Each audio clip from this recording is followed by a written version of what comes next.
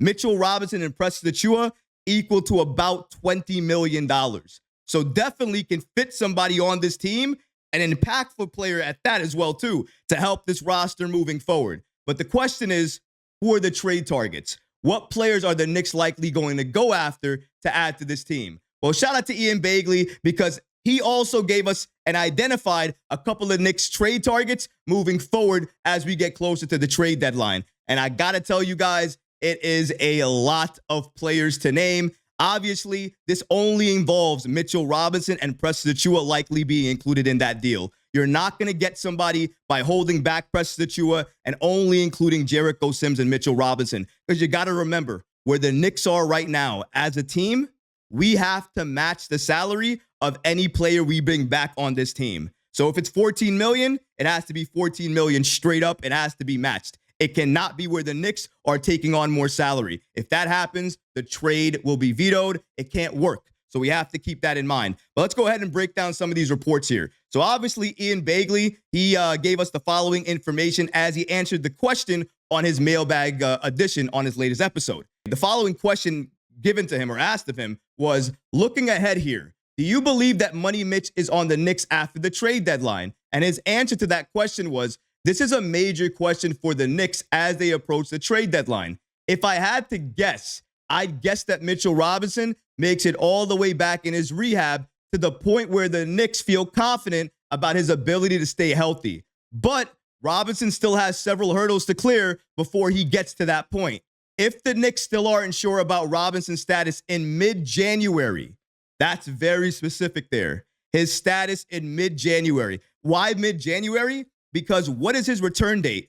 Late January to early February. And if they don't understand where he is in terms of his rehab at that point, I'm just saying moves could be made. He says that in mid-January, I assume they would look seriously at center help in the trade market. So that's likely when the Knicks are going to look at the trade market more seriously. And if they do, they're going to be looking at a center. Maybe a wing as well, too. If you're looking at them to go after a guard or another player like that, I got to tell you, maybe give you a spoiler alert here. They're not going to go after any guard unless that guard is an all-star and he comes available and his cost is low and the Knicks can afford him.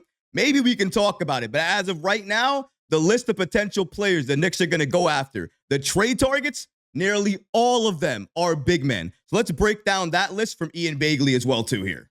Ian Bagley provides an update on the New York Knicks trade targets if they should move on from Mitchell Robinson. The Knicks have a limited amount of trade resources, so it would be hard to swing a significant deal. They are also restricted by the second apron in trades, so they have to match salary going out with salary coming in, dollar for dollar. That makes it tricky to swing a deal. As far as potential targets go, it depends on Mitchell Robinson's health and what the Knicks read on it is. I do think that that's going to be one of the biggest factors as you head into the trade season. Do they think Mitchell Robinson can come back and contribute and play at a high level? Yes. Then I think that they just continue to wait for Mitchell Robinson to come back and be healthy. That's if they believe that Robinson can come back and contribute.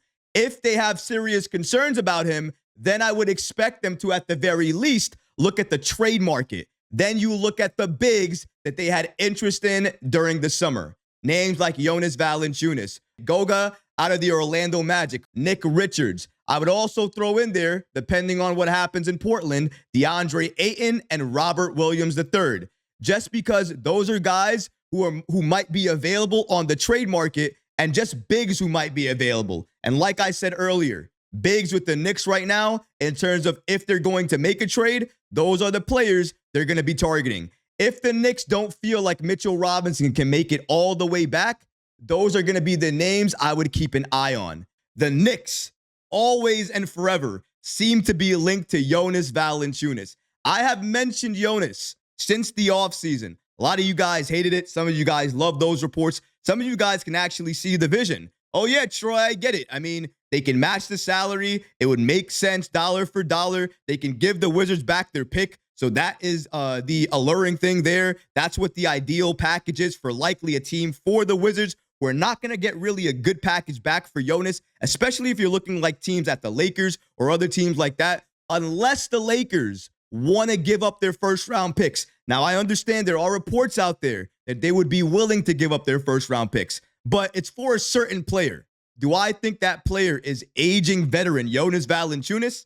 No, I don't think so. So if the Lakers are in the mix for Jonas, I still think the Knicks are the only team that can give the Wizards the best trade package to land Jonas Valanciunas from contenders. Not all teams, not rebuilding teams, but if you are a contender, absolutely, the Knicks have the best trade package at this point in time to land Jonas, even over the Lakers, because I don't believe they would give up any first-round picks. Protected or not, they wouldn't do it. But the Knicks have no problem doing it because they know that pick won't convey. Washington, the only reason why they would want that pick back is because maybe they want to make a major trade, and having access to that pick would definitely help them out. So that's why, as you saw there from Ian Bagley's list, if the Knicks were going to make a trade, the names that come up are Jonas Valanciunas, Goga Batadze, Nick Richards, DeAndre Ayton, and Robert Williams III. When you're talking about DeAndre Ayton, I mean, what are we talking about DeAndre Ayton for? Do we think really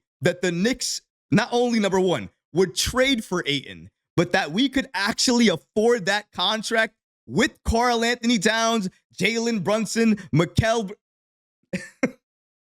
DeAndre Ayton is not coming to this team. The Knicks are not going to trade for him. The Knicks would likely trade for the other guy in Portland. We're talking about Robert Williams III before they even traded for DeAndre Ayton. And Robert Williams III, when healthy, he's a force. He fits this Knicks team extremely well as well, too. We all know that. It's not a surprise. It's only when he's healthy. He has the same disease that Mitchell Robinson has, and it's called injury proneness. And the only way to fix that is no way.